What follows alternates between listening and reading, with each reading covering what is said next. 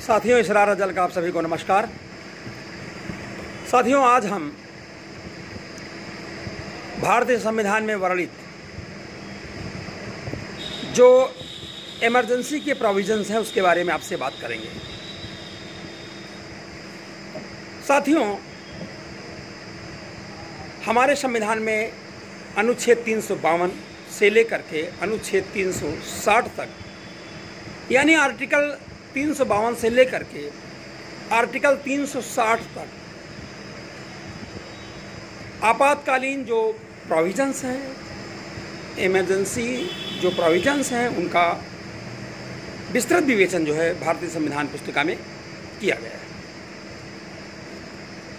साथियों, संविधान के अनुच्छेद 352 में हमारा जो राष्ट्रपति जी हैं, हमारे देश के जो राष्ट्रपति जी हैं, वो मंत्रिपरिषद की सलाह पर, जिसका मुखिया प्रधानमंत्री होता है, उसकी सलाह पर और कुछ अपने सूत्रों से ली गई जानकारी के आधार पर भारत में आपातकाल की घोषणा कर सकते हैं। अनुच्छेद 352 में आपातकाल की उद्घोषणा राष्ट्रपति द्वारा की जाती है। यदि राष्ट्रपति को अपने सूत्रों से समाधान हो जाए या केंद्र सरकार से समाधान हो जाए तो राष्ट्रपति जी 352 में आपातकाल की घोषणा कर सकते हैं। और अनुच्छेद 353 जो है वो आपातकाल की जो उद्घोषणा होगी उसका जो प्रभाव होगा उसके बारे में है। 354 भी उसी बारे में है और संविधान का अनुच्छेद 355 भी उसी बारे में है। जो केंद्र द्वारा आपातकाल लगाया जाता है उसके बारे में, उसकी उद्घोषणा के प्रभाव के बारे में। साथियों, जैसे ही संविधान के अनुच्छेद 352 में भारत के किसी भूभाग में या पूरे भारत में इमरजेंसी लगती है, जैसा कि इंदिरा गांधी के समय में सन 1975 में आपातकाल लागू हुआ था, तो आपातकाल के समय नागरिकों के जो मूल अधिकार हैं साथियों, वो सस्पेंड हो जाते हैं, वो निलंबित हो जाते हैं और केवल आर्टिकल 19 में जो जीवन जीने की स्वतंत्रता है वही बाकी रहती है। केवल जीने की स्वतंत्रता को छोड़ करके और कोई अधिकार बाकी नहीं रह जाना है। जीवन की स्वतंत्रता, जीवन जीने की स्वतंत्रता, आपका जीवित रहने का अधिकार, आपका खाना पीने का अधिकार, इस अधिकार को छोड़ करके और कोई और अधिकार जो है आपके पास शेष साथियों नहीं रह जाता है। साथियों, तो संविधान का संविधान के अनुच्छेद 356 में क्या व्यवस्था है? संविधान के अनुच्छेद 356 में व्यवस्था है कि यदि राष्ट्रपति को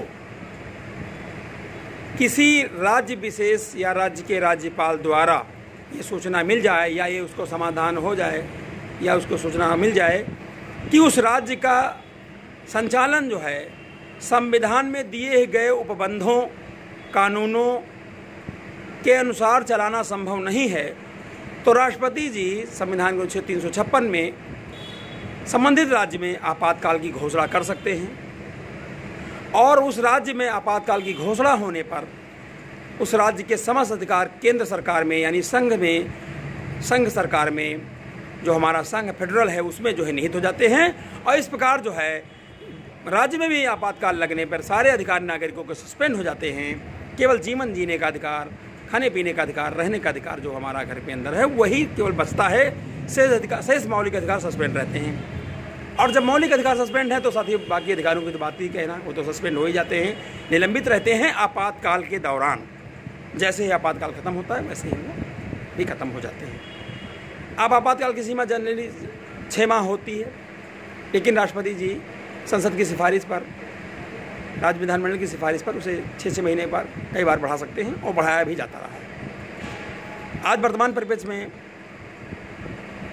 जम्मू एंड कश्मीर में जो है आपातकाल लगा हुआ है। धारा 370 को हटाया गया, आपातकाल लगाया गया और पूरा संघ जो है उसको, संघ की जो कार्यप्रणाली है, संघ के सशस्त्र जो बल हैं, सैनिक हैं, सशस्त्र बल जो हैं, वो जो है उसको देख रहे हैं साथियों। तो इस प्रकार साथियों जो है आपने आपातकाल के अनुबंध 356 के बारे में जाना। संविधान का अनुच्छेद जो 360 है वो वित्तीय संकट के बारे में साथियों है। इसमें ये व्यवस्था है कि अगर जो है फाइनेंशियल फेल्योरनेस हो जाए पूरे भारत में, तो राष्ट्रपति जो है वित्तीय संकट की घोषणा अनुच्छेद 360 में यानी आर्टिकल 360 में कर सकते हैं और इसका भारत पर प्रभाव होगा। और इस समय जो है समस्त आर्थिक जो भी अधिकार हैं नागरिकों को छीन जाएंगे और ऐसी स्थिति में नागरिकों को जो है केवल जीवन जीने का अधिकार रह जाएगा और संपत्ति संबंधी समस्त अधिकार छीन जाएंगे और समस्त प्रकार के अधिकार जो है संपत्ति से रिलेटेड, संपत्ति भूमि से संबंधित और आपकी जो है चलाचल संपत्ति से जो भी अधिकार हैं वो सस्पेंड हो जाएंगे, इस दौरान नहीं रहेंगे। लेकिन जब से भारत में ये चीज़ लागू हुई है पैसे का एकदम अवमूल्यन हो जाएगा। 1500 के नोट की कोई वैल्यू नहीं रह जाएगी, 2000 के नोट की कोई वैल्यू नहीं रह जाएगी। लेकिन जब से देश हमारा आज़ाद हुआ है, आज़ाद भारत में अब तक जो है जो साथियों है वो वित्तीय संकट की घोषणा नहीं हुई है।